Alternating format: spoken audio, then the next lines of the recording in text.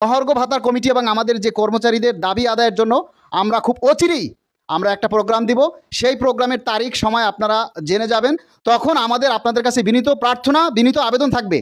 আপনারা জানেন যে আমরা 2015 সালের পর থেকেই সরকারি কর্মচারীদের দাবি আদায়ের জন্য রাজপথে আছি। তারই ধারাবাহিকতায় আজকের মহার্ঘ ভাতা কমিটি গঠিত হয়েছে। 12 লক্ষ সরকারি কর্মচারী তাকিয়ে আছে আমাদের জনপ্রশাসন মন্ত্রণালয়ের যে সিনিয়র সচিব মকরুসুর রহমান স্যার, তিনি 11 থেকে 20 গ্রেড কর্মচারীর বর্তমানে এখন আমরা অভিভাবক বলতে পারি, কারণ তিনি একমাত্র আমাদের দাবি দেওয়ার কথাগুলি সরকারের মহলে পৌঁছে দেন। তাই আমাদের এই যে কর্মচারীরা আপনার দিকে তাকিয়ে আছে। আপনারা জানেন যে 2015 সালের পর থেকে সরকারি কর্মচারীরা নানাভাবে বঞ্চিত। আমাদের পূর্বে 3টা টাইম স্কেল ছিল, সেগুলি থেকে আমরা বঞ্চিত। একটা সিলেকশন গ্রেড ছিল, সেগুলি থেকে আমরা বঞ্চিত। 2টা পে স্কেলের টাইম পেরিয়ে গেছে। এরপরে এই 10 বছরে যে দ্রব্যমূল্যের পরিবর্তন, সব কিছু আপনারা জানেন। শুধু একটা পরিবর্তন হয় নাই, সেটা হচ্ছে সরকারি কর্মচারীরা 2015 সালে 8,250 টাকায় চাকরিতে ঢুকেছে। আজকে 24 সালেও সেই 8,250 টাকাতেই আছে। অনেকের পদ পদবীর পরিবর্তন হয়েছে, যারা সচিবালয়ে রয়েছে তাদেরও পদ পদবীর পরিবর্তন হয়েছে, কিন্তু সাধারণ লেভেলের যে সরকারি কর্মচারী রয়েছে তাদের ভাগ্যের কোনো পরিবর্তন হয়নি। মহার্ঘ ভাতা কমিটির কাছে আমাদের একমাত্র দাবি, অতি দ্রুত কর্মচারীদের দুঃখ দুর্দশার কথা চিন্তা করে আপনারা সময় বা কালক্ষেপণ না করে যত দ্রুত সম্ভব আমাদের মহার্ঘ ভাতা বাস্তবায়ন করুন। এবং আমরা কর্মচারীদের 50% মহার্ঘ ভাতা দাবি করছি।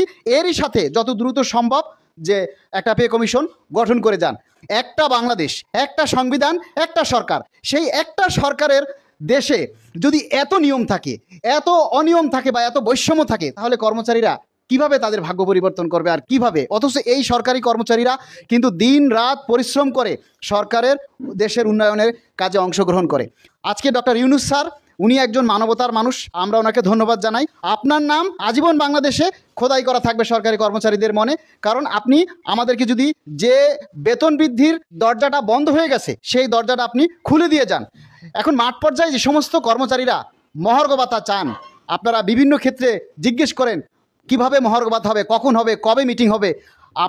আপনাদেরকে বলছি, আমরা এই যে এখানে যারা নেতৃবৃন্দ আছে সবাই আপনাদের জন্য কাজ করে। আমরা যখন কোনো প্রোগ্রাম দেই মাঠে, আপনারা তখন আসেন না। এটা ভাই খুবই দুঃখজনক।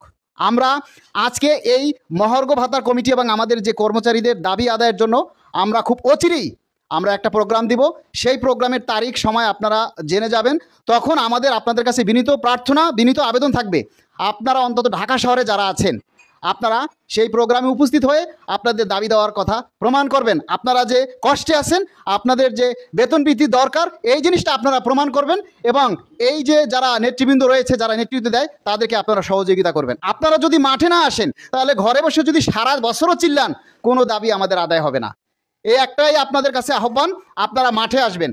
কর্মসূচি দিলে আপনারা আপনাদের উপস্থিতি দিয়ে প্রমাণ করবেন যে আমরা কষ্টে আছি, আমাদের দাবি দেওয়া অতি সত্বর আদায় করা প্রয়োজন। উপস্থিতির উপরে নির্ভর করবে আমাদের দাবি দেওয়াটা আসলে কতটুকু বাস্তবায়ন হবে কি হবে না। ধন্যবাদ সবাইকে। নবম পে স্কেল সহ সরকারি চাকরিজীবীদের মহার্ঘ ভাতা সংক্রান্ত সঠিক তথ্য পেতে চ্যানেলটিতে লাইক, কমেন্ট ও সাবস্ক্রাইব করতে ভুলবেন না। ধন্যবাদ।